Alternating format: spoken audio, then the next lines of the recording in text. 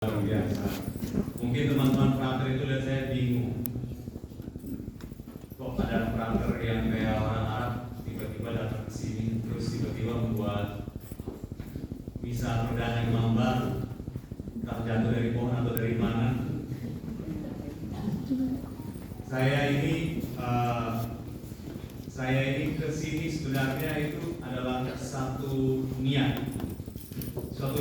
yang muncul dari kebaikan seminari ini, terutama dari Pastor Amri, yang 2 tahun yang lalu saya bersama 2 teman saya, Pastor Adi dan Romo Doni, kemari dalam rangka ingin melakukan penelitian, karena penelitian saya tentang Toat Mimut, membaca lintas teks dengan kisah kejadian.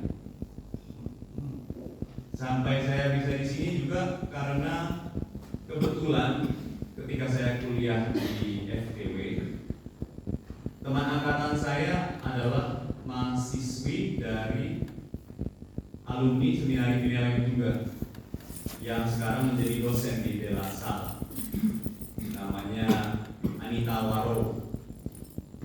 Sungguh tidak disangka bahwa akan ada seorang perempuan Minahasa di FTW, dan ketika saya melihat namanya, tumben nih, kok tiba-tiba ada Waro di antara nama-nama yang lain. Usut kita berbicara, terus kita berbicara tentang pengalaman teologi, dan saya ingin menulis tentang para leluhur saya, karena saya ini dari sisi ibu adalah dari keluarga Supit, dan di dalam pohon keluarga yang disimpan di rumah itu, orang yang paling di atas adalah keluarga Mimut. Jadi saya tertarik melihat bagaimana dari narasi Toat Mimut itu bisa menjadi salah satu kearifan lokal bagi orang-orang Minahasa. Karena sesungguhnya ketika saya dalam perjalanan saya menjadi dewasa itu, saya selalu bingung, saya ini sebenarnya orang apa sih? Karena dari penampilan itu saya tidak seperti orang Indonesia pada umumnya. Meskipun ibu saya orang Indonesia, bapak dan ibu saya orang Indonesia, tetapi karena dari bapak keturunan Makassar, Jerman dan Manado, terus bertemu dengan ibu saya, jadinya ya seperti orang Turki, nggak jelas ini.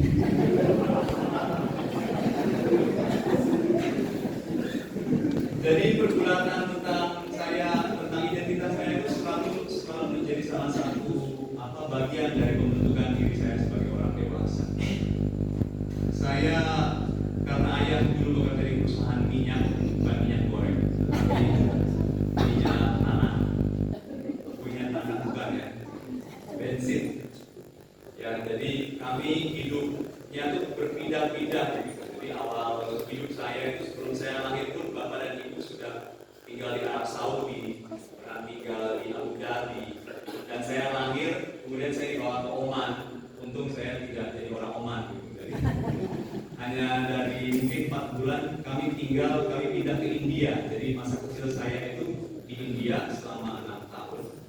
Tetapi anehnya saya tidak bisa bahasa India, saya hanya bisa logatnya saja.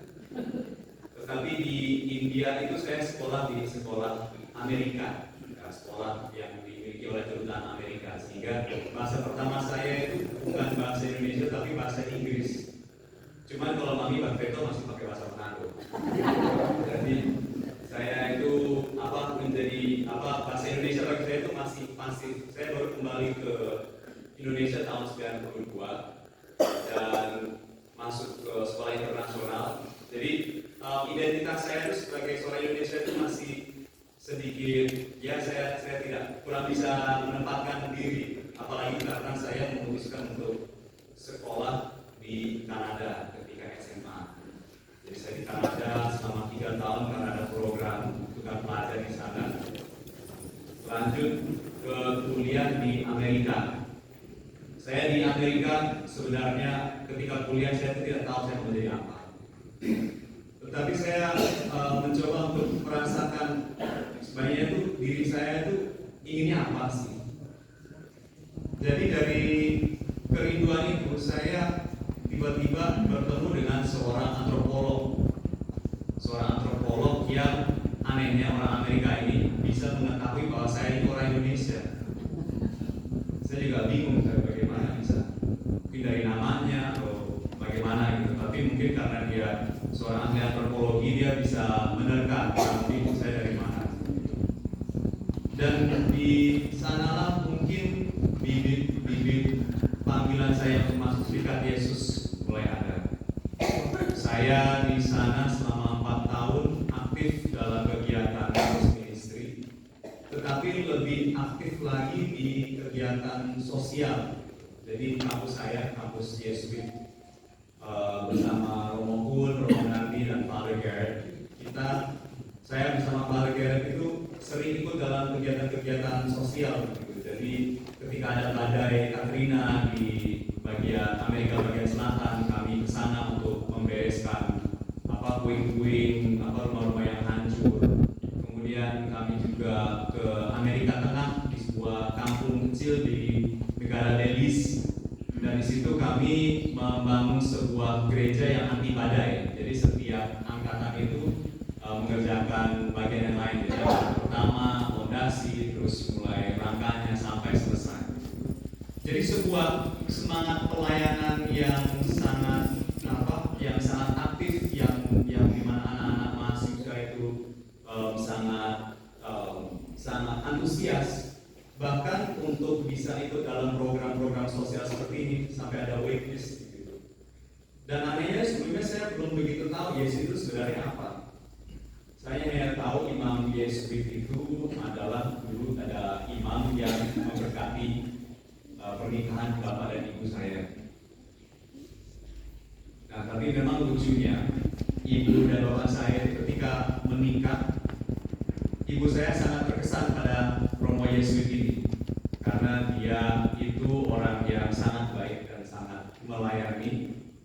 Meskipun waktu itu ada sedikit kesulitan dalam menikah, tetapi akhirnya ibu itu diam-diam katanya ke saya, dia diam-diam ingin memiliki seorang anak yang lahir pada bulan yang sama dengan pastor tersebut. Tetapi pemikiran untuk menjadi imam itu sebenarnya belum ada. Nah, jadi saya sudah ada niat ibu dalam ketika dia menikah. Kemudian ada perjalanan hidup saya yang entah orang Indonesia tinggal di mana, bahasanya kacau. Dan saya kembali ke Jakarta tahun 2008 setelah kuliah untuk sebenarnya saya juga masih bingung saya mau apa gitu, karena bidang antropologi kan itu nggak ada uangnya. Terus ketika saya menentukan pilihan untuk masuk antropologi, ibu saya tanya gitu, ini aduh Tuhan, nanti anak saya tuh gali-gali tulang. Jadi untungnya ibu saya itu mempercayai, jadi ya sudah ikut saja begitu, daripada saya tambah stres makin habis kabutnya kan. Itu juga habis juga. Tetapi saya di Jakarta saya bekerja, saya dengan kemampuan saya membuat berbahasa Inggris, saya bisa mendapat pekerjaan. Tetapi di masa-masa itulah saya mulai ada suatu kerinduan begitu. Karena meskipun saya bekerja di Jakarta selama sekitar 4 tahun, saya merasa bahwa ada suatu kekosongan gitu yang saya tidak bisa temukan. Akhirnya saya mulai berselingkuh, maksudnya berselingkuh pekerjaan. Jadi saya mulai diam-diam mencuri waktu untuk melakukan pekerjaan sosial, meskipun karena pekerjaan saya itu dalam perusahaan keuangan itu setiap hari hanya di belakang komputer. Jadi saya diam-diam itu mulai memfotokopi atau menerjemahkan buku untuk seorang teman gitu yang kesulitan untuk berbahasa Inggris, dan saya menggunakan fasilitas kantor untuk membantu teman saya. Terus ada satu titik di mana saya itu pacaran. Pacar terakhir saya itu saya memiliki niat bahwa sebelum umur 28 tahun saya akan menikah, dan saya sudah ada calon waktu itu. Tetapi kok saya menjalani hidup pacaran itu kok akhirnya rasanya sangat membebani ya.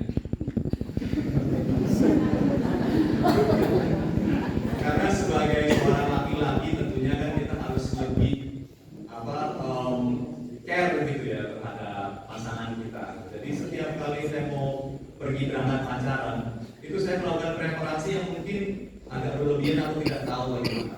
Jadi saya harus memikirkan nanti saya menjemput dia jam berapa, karena di Jakarta itu kan macet. Kemudian sampai di gereja saya parkir di mana. Tapi sebelum itu pun nanti saya pakai baju apa begitu kan. Harus wanginya seperti apa. Sampai di gereja nanti duduknya di mana begitu. Posisinya biar asik bagaimana begitu. Mungkin agak sedikit kelihatan tapi enggak. Setelah belum mendengar ketika pemilih mulai pikir nanti saya bawa pacar saya itu makan di mana. Jadi itu sangat banyak tahapan-tahapan yang harus saya lakukan. Ditambah lagi kalau saya ketemu sama perempuan lain, saya bicara sama teman saya yang perempuan yang cewek lain, itu pacar saya malah iri gitu, ngambek.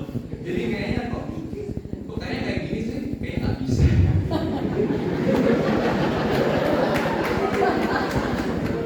Ya teman-teman di seminari mungkin ya kurang lebih seperti itu ya dinamika pacaran. Karena kan kita harus bertanggung jawab atas si putri satu ini. Gitu. Dan juga di sisi lain tidak selalu apa yang saya suka itu sama-sama dengan apa yang dia suka. Jadi sebenarnya saya menemukan bahwa passion saya itu adalah bekerja sosial. Tetapi kan kalau bekerja sosial itu kan harus kotor, harus bekerja larut malam, belum nanti makanannya itu nggak tahu bakal makannya berapa gitu. Dan rasanya kalau saya memaksakan pacar saya untuk ikut-ikutan, nanti dianya menderita. Terus kalau misalnya saya mengikuti jalan hidupnya dia, saya juga menderita gitu. Jadi daripada sama-sama menderita, ditambah satu momen dalam misa ketika saya pegang tangan dengannya gitu, dan ketika bapak kami, terus saya rasa kok kosong gitu. Biasanya kan kalau saya pegang tangan sama si Gogi kan ada kayak seru kayak gitu. Cuman saya merasakan bahwa kalau saya melanjutkan ini akan membahayakan dirinya dan juga diri saya. Nanti yang ada tuh saya hidup di dunia tipu-tipu. Saya tidak mau pura-pura. Apalagi kalau bahayanya pacar saya itu semakin sayang. Jadi sebelum kita melanjutkan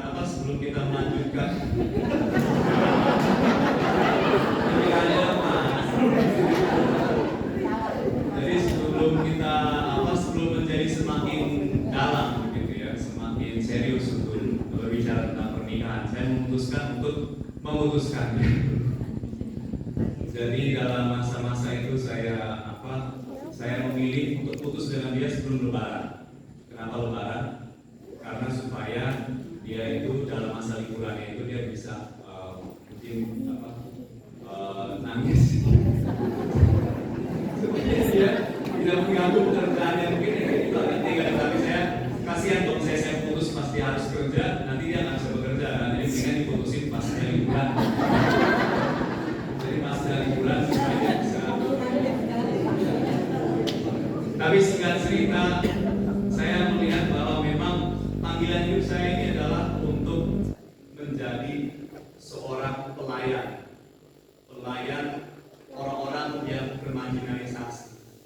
Saya merasakan bahwa saya menemukan sebuah kebahagiaan yang dalam ketika saya bisa membantu orang yang tidak saya kenal, dan mereka pun merasa terbantu. Dan rasa-rasanya ketika saya sedang memikirkan apakah mungkin saya jadi Yesus saja, kemudian saya lihat di Facebooknya Father Garrett, itu kok dia udah masuk novisiat. Dan lucunya kalau novisiat di Amerika, novis-novisnya itu bisa buka Facebook. Jadi saya tanya, loh kok kamu masuk Yesuit? Terus dia bilang, iya saya udah mau selesai gitu. Terus begitulah, dari situ mulai berdinamika. Dan Father Garrett itu 3 tahun di atas saya, jadi dia dihabiskan 3 tahun sebelumnya di Paris.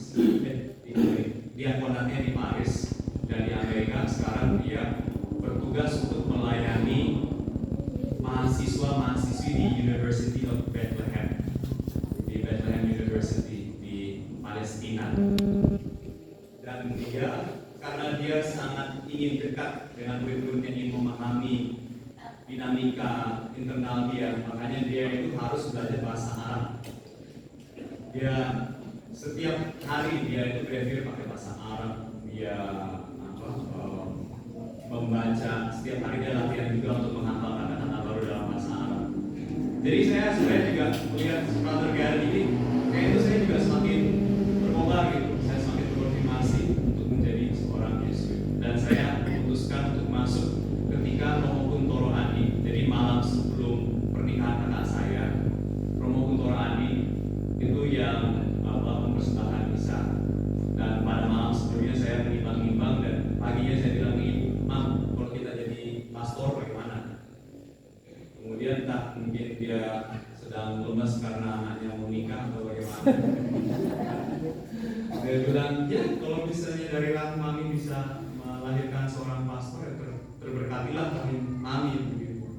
Terus ya sudah, saya langsung saja. Jadi setelah pernikahan kakak saya langsung menghampiri Romo Kun dan saya langsung bilang, Romo, saya mau masuk Yesuit. Dan Romo Kun langsung jadi memang panggilan itu macam-macam datangnya. Saya membutuhkan proses yang panjang, tetapi yang menjadi satu titik refleksi bahwa saya selalu peka dengan keinginan hati saya ke dalam itu apa. Tuhan itu ingin apa sih buat saya? Karena namanya panggilan Tuhan itu kan sangat unik ya, masing-masing dari pribadi kita. Karena Dia menciptakan kita dan kita juga dianugerahi dengan berbagai macam bakat. Jadi memang Dianya lah yang sebenarnya bisa membantu kita menemukan kebahagiaan itu. Karena ketika kita memilih pilihan hidup, entah itu menikah atau tidak menikah, kalau kita jalani pasti banyak akan ada resiko. Tetapi pada akhirnya kita akan menemukan kebahagiaan itu.